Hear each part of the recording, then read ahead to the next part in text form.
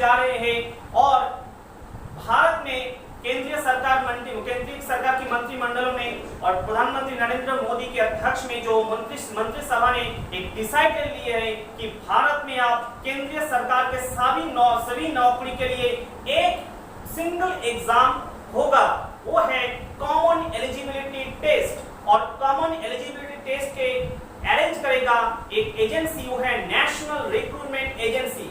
इस एनआरए और सीईटी के बारे में सभी जानकारी अति सहज में आप जब सबको मिल जाएगा और आपके मन में जो भी सवाल है इसके लिए सब मिट जाएगा। तो मैं आप सबको कह रहा हूँ कि इस वीडियो को लास्ट तक देखो और अच्छे से देखो, और जो इस चैनल में नए हैं वो इस चैनल को जरूर सब्सक्राइब करें। तो देखते हैं आज का topic, what is NRA and CET.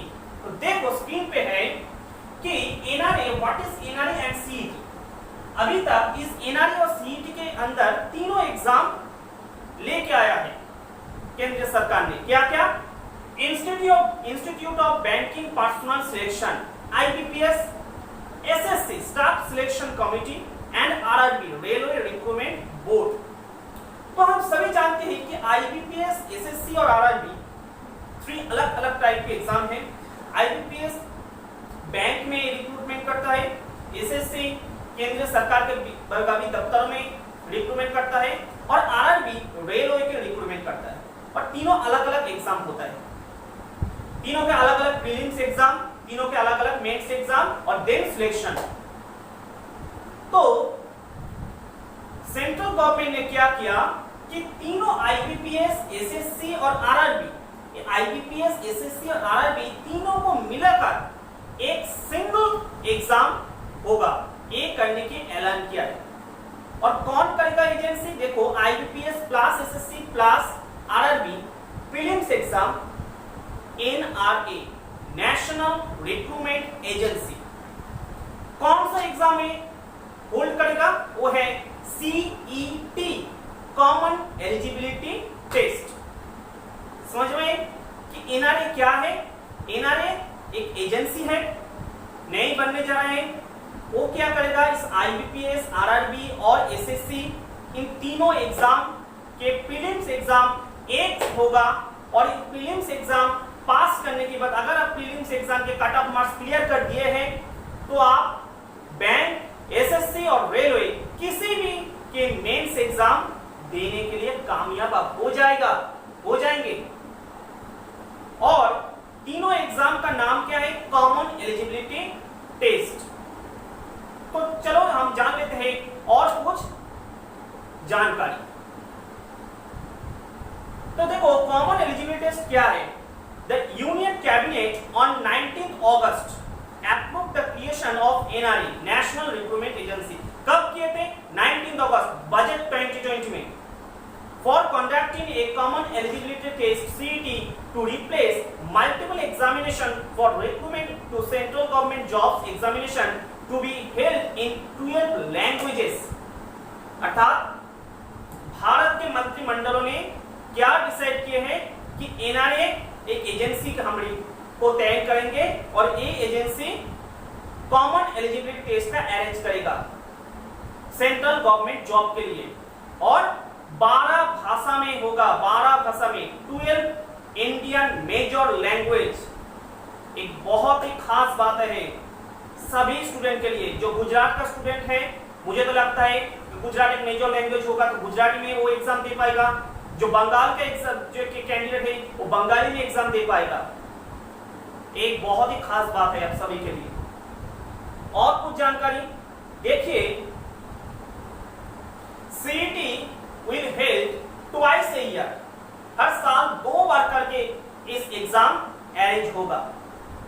CET will be held twice a year और आप 2 बार भी एग्जाम दे पाएंगे। समझ में? Second, there will be different CETs for graduate level, 12 plus level, 10 plus level to facilitate recruitment for 2 vacancies at various levels। और CET 3 type के exam लेगा, एक ग्रेजुएट लेवल का, एक 12 प्लस लेवल, 12 पास लेवल का हाई सेकेंडरी पास जैसे कि CHSL होता है, और 10 पास। तीनों अलग अलग टाइप के एग्जाम भी अरेंज करेगा।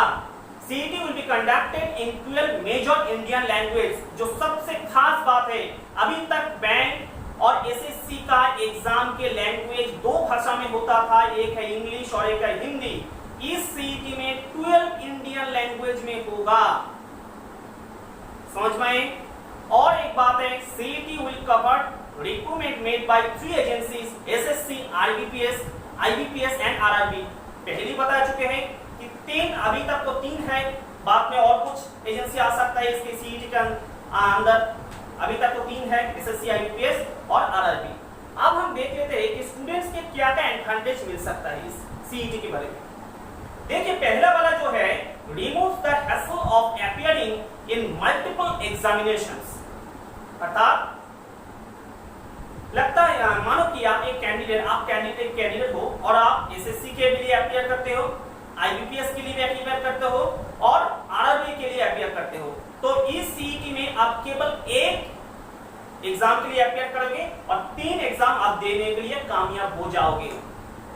समझ रहे मेरी बात? देखिए एक देश का प्राइम मिनिस्टर का ट्विटर है, जब CET का ऐलान हुआ था, अनाउंसमेंट हुआ था।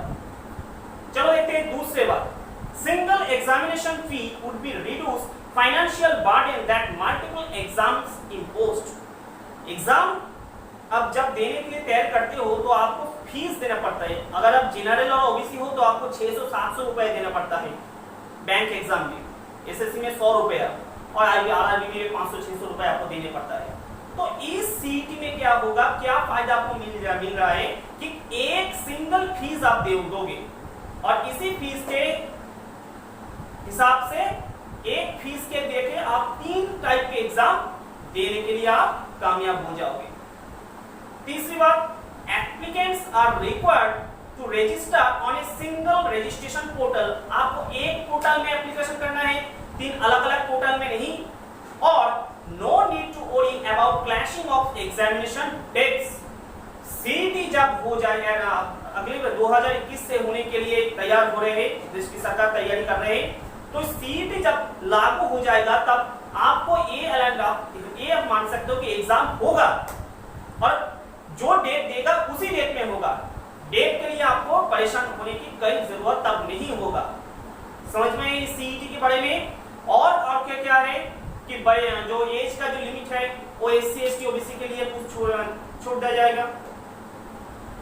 तो मुझे तो अब लगता है कि आपको NRA और CET के बारे में अब कोई परेशान होने की जरूरत नहीं है। अगर आपको किसी वीडियो अच्छी लगी तो अपने दोस्तों के साथ जरूर शेयर करें। Thank you.